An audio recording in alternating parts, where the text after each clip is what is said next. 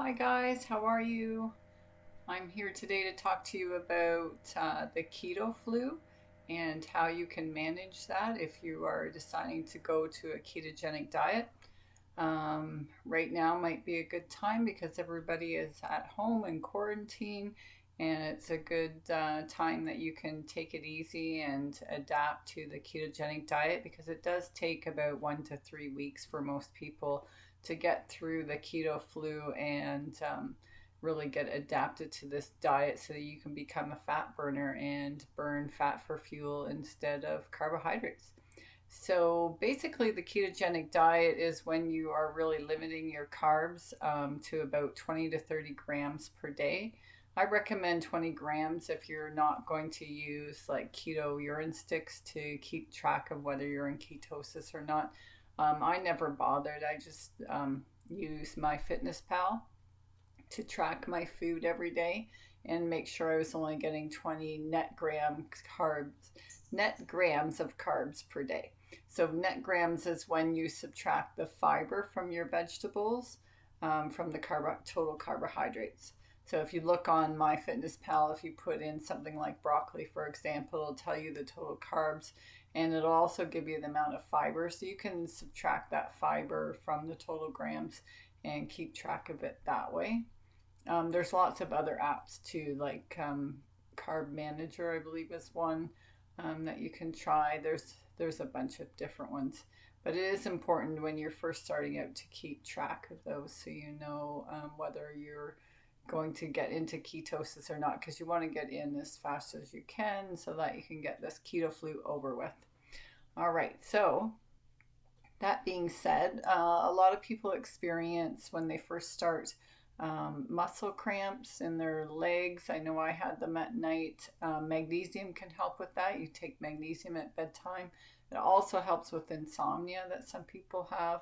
Some people have some really crazy dreams too when they first start the keto diet. So it's important to keep your regular bedtime routine. And like I said, taking magnesium at night can help with any kind of leg cramps, heart palpitations, and getting to sleep. You also will want to use electrolyte water. So, electrolyte water I make myself. So, just in an 8-ounce glass of water, you're going to add a half a teaspoon of sea salt, a half a teaspoon of some source of potassium, which you can get from cream of tartar or from salt free. This is a salt substitute that you can get at Walmart here in Canada. And then I usually add about a half a teaspoon of baking soda. It's good for your kidneys. And if you don't like the taste of the salty water, it does take time to get used to it. You could add some apple cider vinegar or a little bit of lemon juice just to add some flavor to that. Now you want to drink this electrolyte water throughout the day. It's going to help with fatigue as well. That was one of the biggest symptoms that I noticed, is that I just didn't have the energy to do my workouts or barely get through the day sometimes. But once you get through that keto flu, that'll go away, and then you'll have lots of energy because your body learns to tap into those fat stores, and then you're going to be, carrying fuel around with you all the time, whether you're eating or not. Some people feel nauseous. That might be because the ketogenic diet tends to be higher in fat than most people are used to. And if you have any gallbladder issues at all, you might want to try taking some digestive enzymes or some ox bile. You can get those at the natural health food stores. That'll help just with the fat digestion. You might want to increase your fats gradually or go to a ketogenic diet a little more gradually, especially if you're eating a lot of high carbs before. So you might want to try going to a paleo diet first. A paleo diet is mostly whole foods where you're eating eggs, meat, fish, and cheese and dairy, but you're also still eating a lot of fruit, which you don't in the ketogenic diet, and maybe some sweet potatoes and regular potatoes as well. So a little bit more starchy vegetables in a paleo diet. So you might want to go that route. I do have a book on Amazon called Carbivore to Carnivore that can help you with that more gradual transition. Someone else that might want to do a gradual transition is someone that suffers from gout. So I know my dad had gout, and that is when the uric acid crystals build up in the joints, and it can be very painful. So a natural remedy for that is tart cherry juice that you can try, or you can see your doctor for some medication. But if you have gout, you might want to just take it a little slower than some people, like decreasing those carbs gradually rather than jumping right into a keto diet. Um, if you have any significant health issues, I do recommend that you check out with your doctor before starting, and take it a little slower as well.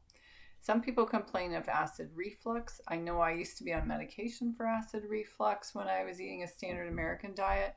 And after switching to keto, I just didn't need my medication anymore, and I haven't had acid reflux since then. But if you are experiencing it while transitioning, you can try a little bit of apple cider vinegar and water. That might help with that. Something else, another common complaint of people when they're adapting is diarrhea. So this is not a very pleasant one, but it will go away. You can try taking a half a teaspoon of psyllium husk fiber in some water and drinking that, and that could help slow that down. And you want to make sure you're replenishing those electrolytes. So drinking that electrolyte water is really important as well. Some people complain of headaches. Headaches could be because you're low in electrolytes, or it could be from detoxing. So if you're going from a really high sugar diet or carbohydrate diet, or you're having a lot of maybe Coca-Cola or something with caffeine in it, and all of a sudden you're cutting that out, the headaches could be from caffeine or sugar withdrawal. That's quite common. You might want to, if you're weaning yourself off of caffeine, do it a little more gradually. That's what I did. I used decaf coffee and I mixed it with the regular for a while, and I gradually tapered it down after like 2 or 3 weeks, and no headaches at all. Something else that people complain about is having bad breath. So when you go into ketosis, you're going to be producing ketones. Ketones tend to have like a sweet kind of smell to them. So you may notice a sweet smell. Some people report having like a metallic taste in their mouth as well. So I don't recommend using breath mints or gum, because breath mints and gum can actually raise your insulin, and that's something we're trying to avoid on the ketogenic diet. We're trying to keep our insulin and sugar as low as possible so we can tap into those fat stores. So don't use gum or breath mints. Try using a tongue scraper, or you can use coconut oil pulling. So if you've never heard of that, you just take a teaspoon of coconut oil, put it in your mouth, and swish away for as long as you can, about 5 minutes, and then spit it into the garbage can. Don't spit it down your drain, because it will harden and could clog your drain on you. But it also will whiten your teeth, the coconut oil pulling. So that's kind of cool. Another thing that you may run into is hair loss. So whenever your body's under stress, or you change your diet dramatically, you can experience some hair loss. If it's really significant, though, I would encourage you to go see your family doctor and have your thyroid checked out, because that could be a symptom of that, especially if you're also very cold. That could be a thyroid issue. So I think that covers most of the common symptoms that people get. The biggest complaints I hear are lethargy, so just feeling really tired and fatigued. So like I said, now when everyone's home, this might be a good time to try to adapt to the keto diet, because you've got that time to take it easy at home. If you're an athlete, you may see that you have a decrease in your performance. You will recover from that. It'll take probably 3 weeks time before you find that you are reaching personal gains again. So being tired, headaches, diarrhea, those are usually the big ones, some dizziness. So just take it easy, give your body a chance to adapt. If you're really struggling, do it slower. Go paleo first and cut out a lot of carbs, but not a significant amount. Maybe try to get down to 50 to 100 grams of carbs, before going down lower under 50 grams, and then ultimately get down to 20 grams per day of carbs. All right, so that about wraps it up. I hope everyone has a fantastic day, and I hope to see you again soon. Thank you.